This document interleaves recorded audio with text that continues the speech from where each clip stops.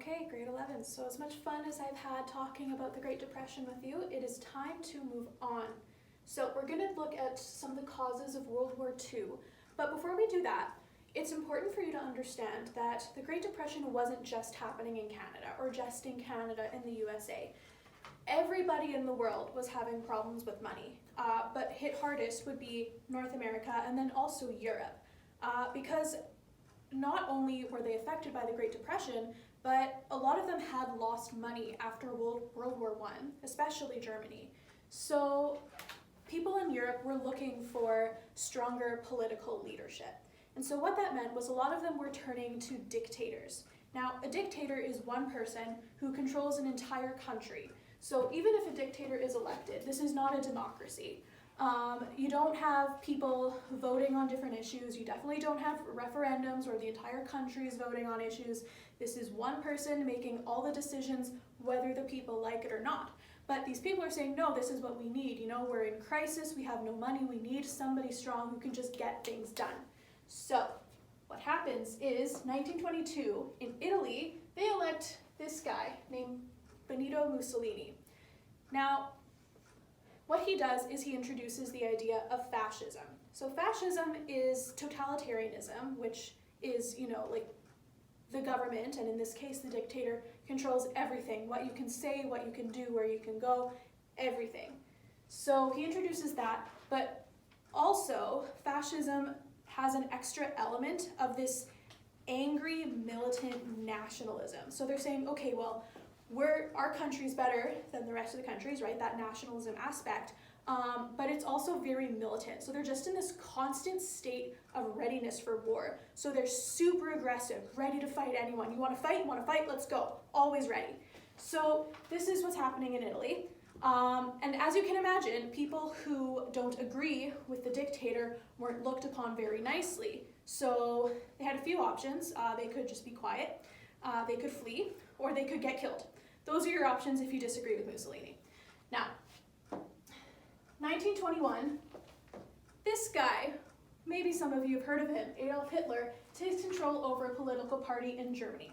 Now, Hitler, he's Austrian, but he fought in World War I for the Germans. And at the end of the war, he's really angry and upset with the way things went for the German army, obviously, but he's also really upset just with the state of Germany right now. Because as you remember, after the Treaty of Versailles, Germany lost a lot. They had to cut down the size of their army, right? They had to pay a whole bunch of money to the countries they were fighting, so Germany's also broke. And they also just lost so much dignity, right? They lost this huge war, and so now Hitler's saying, well, that's ridiculous, Germany's better than this, and I want to restore it to its former glory. So Hitler takes control of the political party, renames it the National Socialist Germany Workers' Party, and then that later gets renamed to the Nazi Party. So we've got Adolf Hitler in charge of the Nazis in politics. Now, 1933, the Nazi Party gains popularity, and they actually win the election. So now, Hitler is the Chancellor of Germany. So now the result of all of this is a continent with dictators running many countries. And the thing about Hitler is that not only is it also the same fascism system in Germany, he's also super racist, and he's saying, okay, well, the German race is the master race, right? You might have heard this idea of the Aryan race, blonde hair, blue eyes, and they're better than everybody else. So we want a state of Aryan perfection. So no Jews, no Slavic people, so that's kind of Eastern European, right? Poland, Ukraine, kind of going also south, Czechoslovakia, that area, right? No, we're better than all them. And we want just an entire state of this. So the result is you've got an angry white supremacist running an extremely angry country. Now, same time, you've got some tension over in the Pacific. Now, while all of this is happening, everybody's broke, everybody's angry, Japan is aggressively expanding its empire, which is just fancy language for their taking over everything. So 1931, they invade a Chinese province at the time called Manchuria. So China's like, uh-oh, that's not good, we don't want a war. So they ask the League of Nations for help, saying, okay, well, you're this big pact of countries, right? We need help, can you please help us? There's a lot more of you than there are of us. But the League of Nations refused to take action because they were worried that it would spark a larger conflict. So the result of that is, first of all, now there's war, right? There's fighting in the Pacific, people are dying, that's never good. But this is also an initial exposure of the League of Nations as ultimately ineffective. So as we just talked about, the League of Nations was largely ineffective. Now, if you remember, they were set up after World War I, basically to prevent that kind of thing from ever happening again. And so what they were was this basically a pact. So you've got 44 nations who all banded together and they're saying, okay, so if somebody attacks one of us, then we treat it like they attack all of us, and they band together. But they didn't really do anything. So 1935, Mussolini, right, who's the dictator in Italy, he invades Ethiopia. The League of Nations does nothing about it. They're like, nope, not my problem. So in the meantime, Hitler is completely ignoring the Treaty of Versailles, which is what ended World War I. So he withdrew from the League of Nations, not a good start.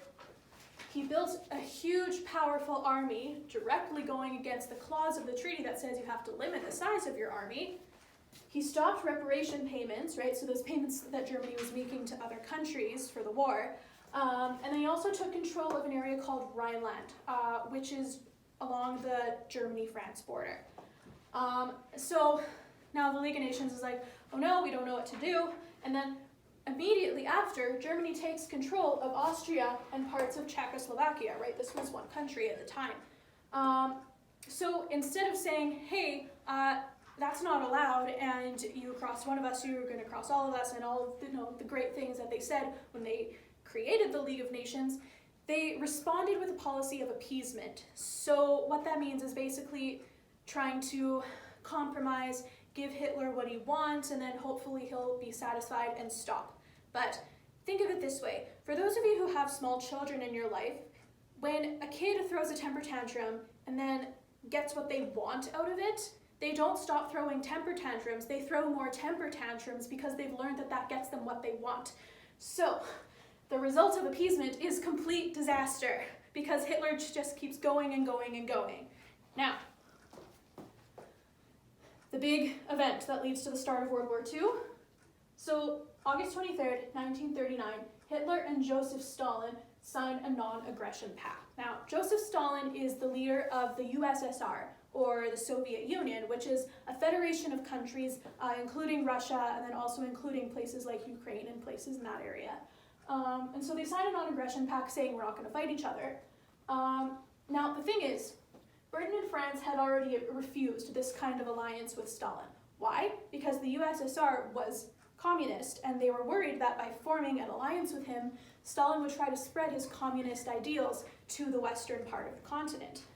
But Stalin's like, okay, whatever, but we want Germany as an ally because he's seeing Hitler's army grow and he's seeing them invade more places, and he's thinking, okay, well, I don't want him to attack us, so I'm going to put myself on his team, right? This is just basic schoolyard sports strategies. So they signed this non-aggression pact, but what it does is it enables Germany now to invade Poland, because now they don't have to worry about the Soviet Union attacking them from the east, right, from the other side of Poland, so they just go. And now this attack on Poland ends appeasement. You know, the rest of the continent, the League of Nations goes, nope, enough is enough, that's unacceptable, and that's what started the war right after on. So because of the invasion on Poland, September 3rd, got Britain, France, Australia, and New Zealand all declaring war on Germany. Now, Canada doesn't follow Britain right into war this time. They wait, they debate in Parliament, they figure it out, and then they say, okay, yeah, we're going to declare war. And they do it on September 10th, a week later. So what this does is it divides the countries into alliances again. So the Axis powers are Germany, Italy, and Japan, and then also areas captured by Germany prior to 1939. So they'd already captured Austria. For example, Austria would be an Axis power. Then the Allied powers were Britain and its Commonwealth, France and Poland, And then you've also got the USSR and the USA joining the war in 1941.